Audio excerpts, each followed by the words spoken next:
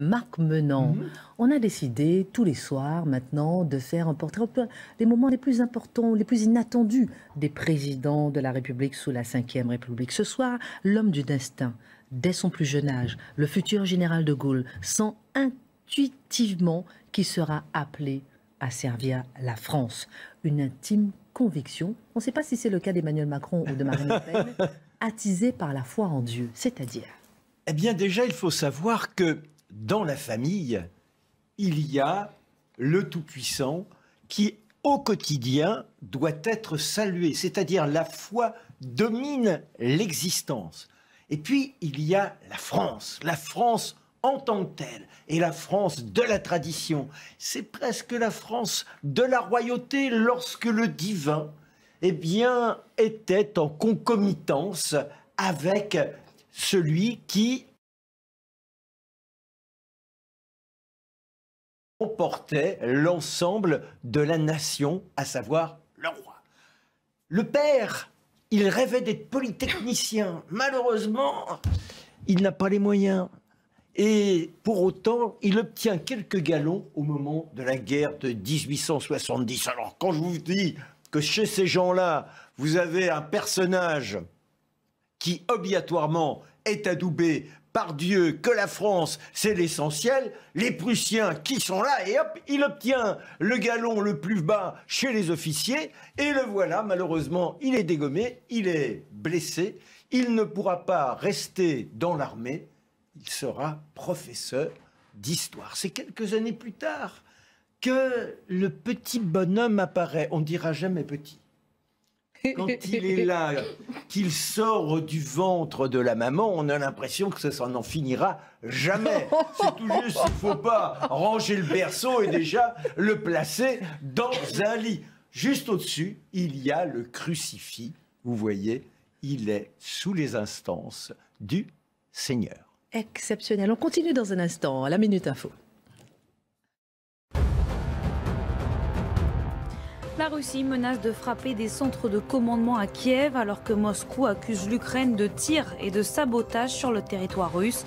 Pour l'heure, l'armée russe a renoncé à prendre la capitale ukrainienne, ce qui donc pourrait être remis en question. Et depuis le début de l'invasion russe en février dernier, la France a livré 100 millions d'euros d'équipements militaires à l'Ukraine. C'est ce qu'a déclaré à la sortie du Conseil des ministres Gabriel Attal qui l'assure. Nous allons continuer de nous mobiliser. Le porte-parole du gouvernement a aussi révélé qu'Emmanuel Macron allait, dans les tout prochains jours, s'entretenir tour à tour avec Volodymyr Zelensky et Vladimir Poutine.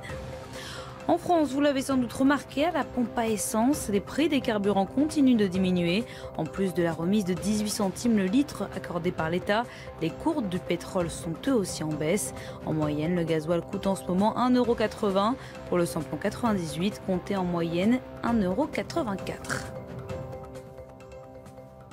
Ce que vous ne savez pas du général de Gaulle, un crucifix au-dessus de son berceau à sa naissance. Ça signifie que la prière, c'est le matin, le soir, avant les repas. Il nous faut à chaque fois montrer que l'on est non pas dans la soumission, mais dans le service au Seigneur. Et puis il y a cette idée, papa, prof d'histoire, il vous raconte les rois, ces rois qui étaient extraordinaires, ils étaient bien en connivence avec Dieu, puisque le papa lui affirme, quand il comprend, il rendre les écrouelles, vous savez, il lève les écrouelles, c'est-à-dire que les pauvres personnages qui sont là avec toutes les pustules, il suffit que le roi dise « le droit te bénit, Dieu te guérit » et hop, c'est le miracle. Il aura toujours ça en lui, un côté un peu superstitieux, la possibilité d'obtenir l'action directe de cette force qui nous gouverne. Il est d'une fierté incroyable. Il a deux personnages qui tout de suite l'emportent. C'est Louis IX, forcément, et Jeanne d'Arc.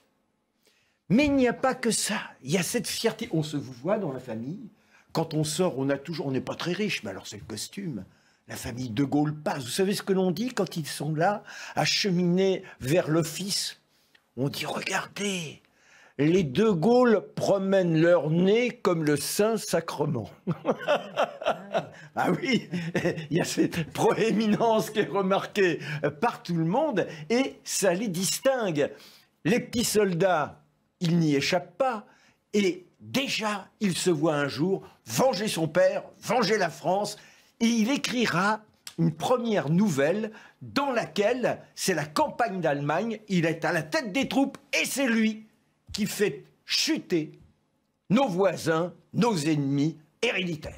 Ça, c'est extraordinaire. Ça le porte. Mais pour arriver à un tel résultat, il faut envisager Saint-Cyr.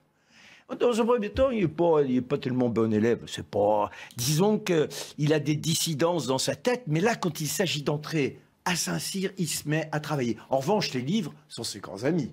Chateaubriand, bien évidemment, Musset, Vigny, toute cette prose qui est portée, là encore, en toile de fond, par la foi. Lorsqu'il se retrouve à Saint-Cyr, il est très mal classé. Et la première année, c'est l'année de l'humiliation.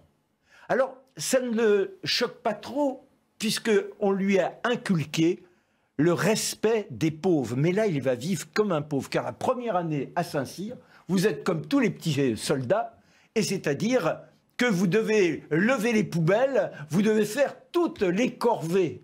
Mais il n'en reste pas moins qui reste là, dans sa prestance. On l'appelle le connétable, la grande asperge. Eh oui, il ne parle pas beaucoup aux autres, mais le résultat se manifestera. Il termine 13e.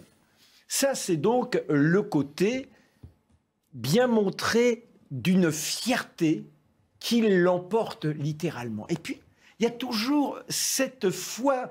Et lorsqu'il rencontre Maurras quelques années plus tard, eh bien, il deviendra proche de Maurras. Vous vous rendez compte? Et il pense même que la royauté, il faudrait qu'elle puisse revenir. Quand il sera à l'Élysée en 1959, on trouvera qui? Eh bien, on trouvera Henri d'Orléans comme conseiller, et on aura le fils de Gaston d'Orléans qui sera au secrétariat de l'Élysée. Tant et si bien que d'Orléans, lui, se voit déjà en train de reprendre le trône, mais sauf que De Gaulle le douche en lui disant un jour « Ah, n'étiez-vous point à Bir Hakeim ?» Ah bah oui, il n'était pas à Bir Hakeim, il avait failli flirter avec... Voilà.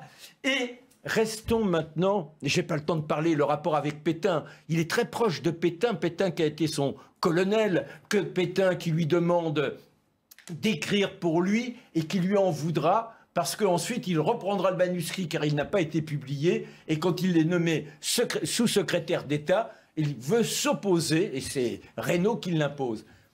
C'est sa petite fille. Ce qui est extraordinaire, c'est la petite Anne. Dernier mot pour ce soir. Mais elle est trisomique. Il faudra revenir sur De Gaulle. Elle vient... Anne, la petite. Il dit, c'est un épouvantable chagrin qui nous a frappés, mon épouse et moi. Mais au lieu de faire comme en général chez les grandes familles bourgeoises, cacher l'enfant de la honte, eh bien au contraire, ils le garderont à leur côté. Tous les jours, il lui fait réciter les prières. Tous les jours, il veille sur la petite bonne femme. À côté de ça, son fils Philippe, s'il n'est pas bien sage, tac, c'est une torgnole. Et lorsque, malheureusement, elle disparaît des années après, il est à côté de sa femme et il dit « Venez maintenant, elle est comme les autres, au paradis, âme pure, elle ne souffre plus. C'est elle qui a sauvé notre couple. » Voilà quel était le De Gaulle intime. Exceptionnel. Merci, mon Marc. Il faudra peut-être revenir sur le général De Gaulle. On fera aussi Pompidou, etc. Merci infiniment.